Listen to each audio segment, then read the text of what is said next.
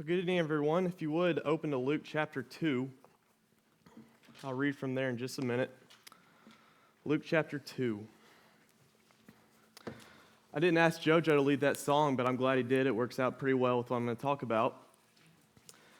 And I think we've all probably experienced what I'm about to say, but in my daily Bible reading a couple weeks ago, I was reading Luke 2, and I came across this one thing that kind of jumped out at me. And after I finished reading the chapter, I went back and reread it, and I was like, wow, how have I missed this? How has this never hit me before? So let's go ahead and read this passage. Let's look at Luke 2, starting in verse 15. Luke 2:15. When the angels had gone away from them into heaven, the shepherds began saying to one another, "Let us go straight to Bethlehem then, and see this thing that has happened, which the Lord has made known to us." So they came in a hurry and found their way to Mary and Joseph and the babies who lay in the manger. When they had seen this, they made known the statement which had been told them about this child. And all who heard it wondered at the things which were told them by the shepherds. But Mary treasured all these things, pondering them in her heart. And then skip down to verse 48. Luke 2:48. When they saw him, they were astonished. And his mother said to him, "Son, why have you treated us this way? Behold, your father and I have been anxiously looking for you." And he said to them, "Why is it that you were looking for me? Did you not know that I had to be in my father's house?" But they did not understand the statement which he had made to them.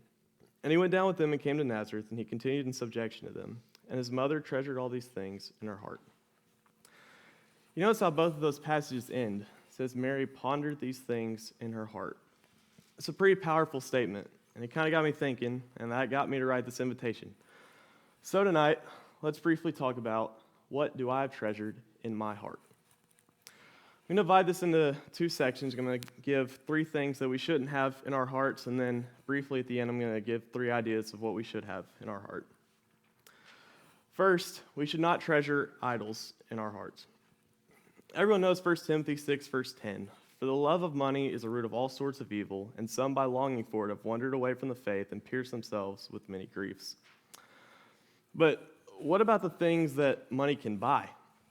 I always say I have truck envy when I see a big, nice truck, kind of something like what Jason drives. I'd love to have a truck like that. I'd like to have all this new stuff and this and that, and it can go on forever and never end. Sports can even be an idol, which, granted, may sound a little ironic coming from me, but it's true. Sports figures as well, As a Steelers fan this fall, I became quite the Aaron Rodgers fan, and in the spring, it's going to be Ronald Acuna and the Braves that I'm going to be watching just about every game of. But what if that goes too far? What if I get to the point where I'm saying, it's okay to miss one Sunday night or just one Wednesday night because it's a playoff series. It's Game 7 of the World Series.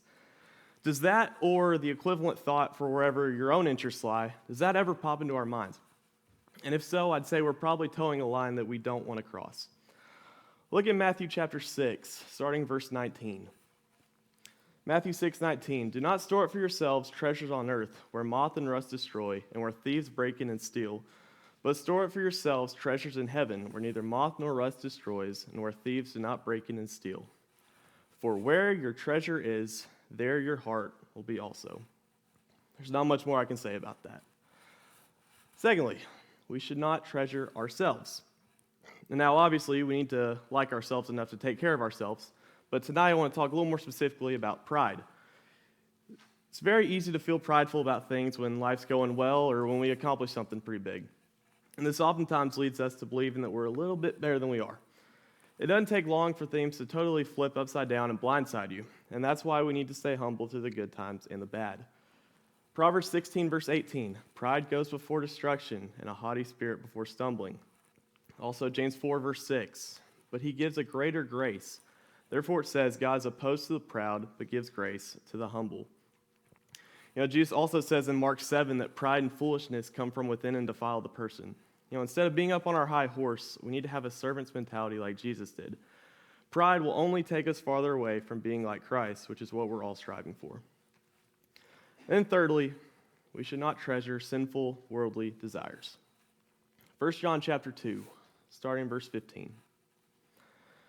Do not love the world nor the things in the world. If anyone loves the world, the love of the Father is not in him. For all that is in the world, the lust of the flesh and the lust of the eyes and the boastful pride of life, is not from the Father, but is from the world.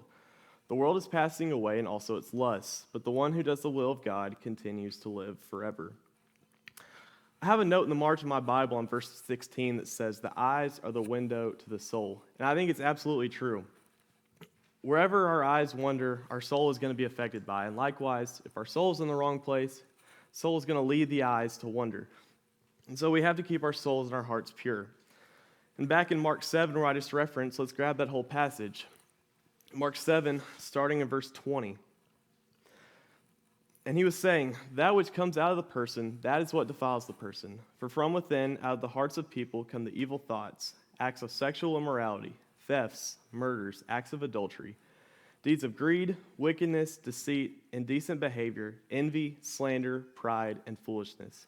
All these evil things come from within and defile the person. Now, briefly, let me mention 3 things that we should treasure. First, we need to treasure our relationship with God. Psalm 63, verse 1. God, you are my God. I shall be watching for you. My soul thirsts for you. My flesh yearns for you, in a dry and exhausted land where there is no water. Also, Matthew 6, verse 33. But seek first his kingdom and his righteousness, and all these things will be provided to you. Our relationship with God should and must be our main priority and our main focus. And then secondly, to grow this relationship, we need to treasure godly character. Romans 12, verse 2, and do not be conformed to this world, but be transformed by the renewing of your mind, so that you may prove what the will of God is, that which is good and acceptable and perfect. And then also 2 Peter 1, starting in verse 5. Now for this very reason also, applying all diligence, in your faith supply moral excellence, and in your moral excellence knowledge, and in your knowledge self-control, and in your self-control perseverance, and in your perseverance godliness, and in your godliness brotherly kindness, and in your brotherly kindness love. These qualities are how we become more Christ-like, and this is how we reflect Christ to others in the world. And speaking of others, third and finally, we need to treasure love for our brethren in our hearts. Look at me in 1 Corinthians 13 and verse 1. Just listen to how Paul describes us, how we sound to people if we don't have love. 1 Corinthians 13:1. If I speak with the tongues of mankind and of angels, but do not have love, I have become a noisy gong or a clanging cymbal. And I don't really know about y'all, but I personally don't want to listen to a noisy gong all day. 1 John chapter 4 as well. 1 John 4, starting in verse 20. If someone says, I love God, and yet he hates his brother or sister, he is a liar. For the one who does not love his brother and sister whom he has seen cannot love God, whom he has not seen. And this commandment we have from him, that the one who loves God must also love his brother and sister. And I'm going to close with John chapter 13, verses 34 and 35. I'm just going to let the words of Jesus be my conclusion. John 13:34. I'm giving you a new commandment, that you love one another just as I've loved you, that you also love one another. By this, all people will know that you are my disciples, if you have love for one another. And so, I hope this has been helpful. I hope this is something that we can think about this week and maybe do some self-reflecting and think about, maybe if we have some things that shouldn't be in our hearts, then we can work to replace those with better things. And if we already have these good things in our heart, that we can keep treasuring them and keep growing in them. And so, if you're not a Christian tonight and you need to be baptized, you need to make your life right with God, you can do that tonight. Or if you are a Christian or you need prayers of the congregation or anything like that, we can help assist you with that as well. Wherever your need may be, we ask you come forward, always stand, and while we sing.